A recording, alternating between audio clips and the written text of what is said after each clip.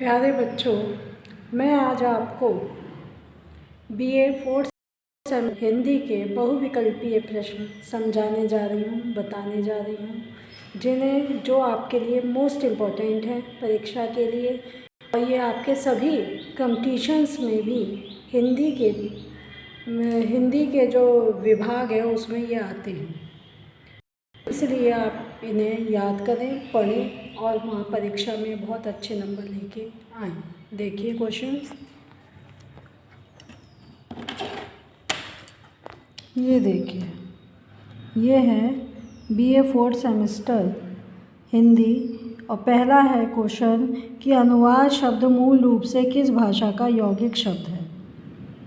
अंग्रेजी, संस्कृत, हिंदी या फारसी? तो यह संस्कृत भाषा का यौगिक शब्द है। अनुवाद के लिए अनुवाद शब्द किस भाषा से में प्रयुक्त हुआ है?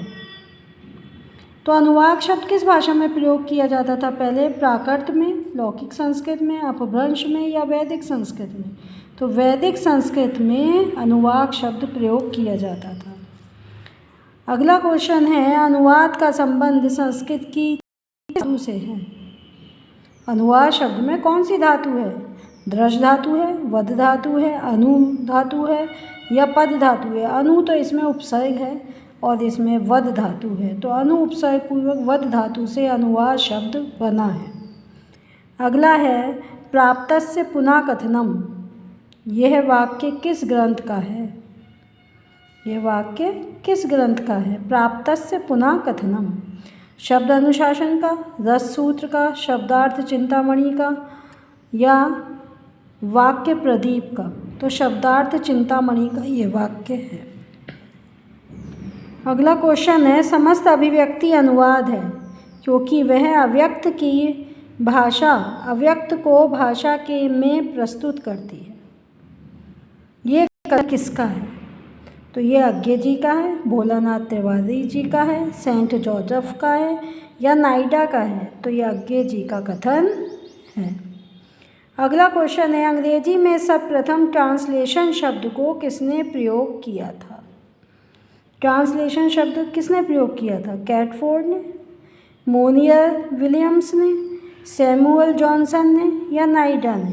तो कैटफोर्ड ने इसे ट्रांसलेशन शब्द को सबसे पहले प्रयोग किया था।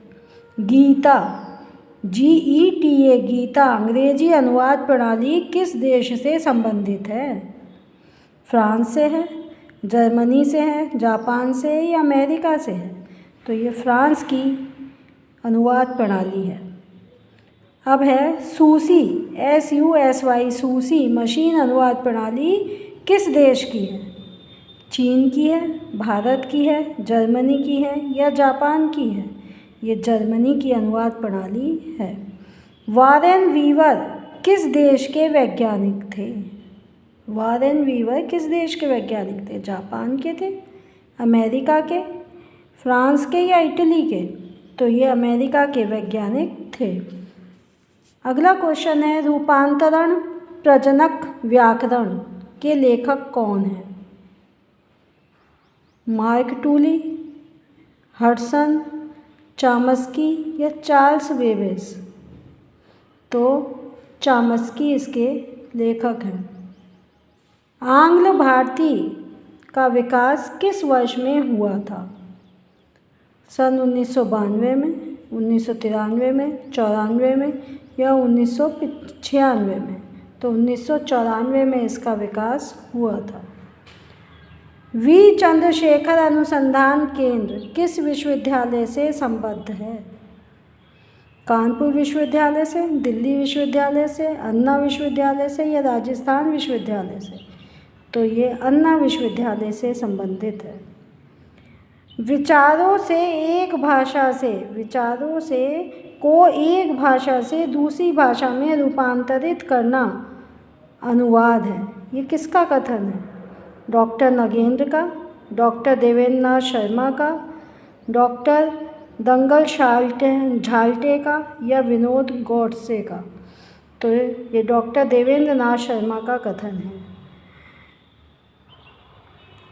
अब ये है पिवोट पिवोट तंत्र का विकास किस देश में हुआ? तो भारत में हुआ, जर्मनी में हुआ, रूस में हुआ या जापान में हुआ? तो इसका जो विकास है वो पिवोट तंत्र का विकास कहाँ हुआ है? जापान में हुआ है। तो इस प्रकार ये आपके कुछ क्वेश्चंस हुए और आगे के भी मैं क्वेश्चंस आपको पढ़ाऊँगी, तो इनको आपको अच्छी तरह से याद करना है और वहाँ एग्ज़ाम्स में लिख के आना है बिल्कुल करेक्ट, जिससे आपके फुल मार्क्स आएँ। धन्यवाद।